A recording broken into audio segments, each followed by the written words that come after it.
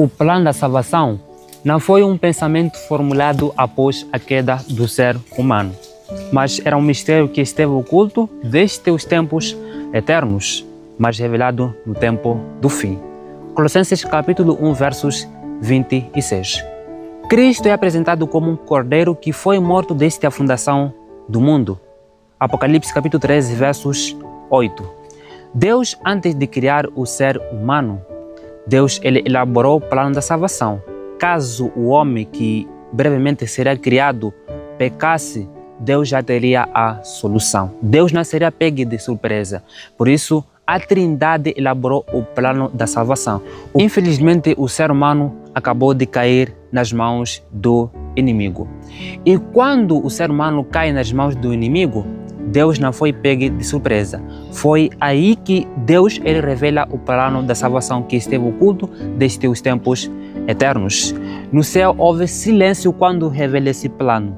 Os anjos ficaram todos em pânico, ficaram tristes, caíram lágrimas ao ver que o próprio Criador ele poderia morrer pela humanidade. Até alguns anjos se voluntariaram a fim de resgatar o ser humano, mas só que isso não seria possível.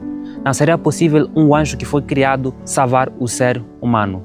Tinha que ser o próprio autor da vida que poderia devolver a vida. E Adão e Eva, eles receberam esse plano da salvação com o próprio Criador no capítulo 3 do livro de Gênesis, versículo 15, quando Deus afirma que eu porei inimizade entre tu, ó serpente, e a mulher, e a sua semente e a semente dela. Porém, ela te pisará a cabeça, mas tu lhe morderá o calcanhar. E Deus evidencia quando mata o cordeiro e leva a pele e veste Adão e Eva. Deus estava mostrando que Ele próprio é que poderia salvar a humanidade.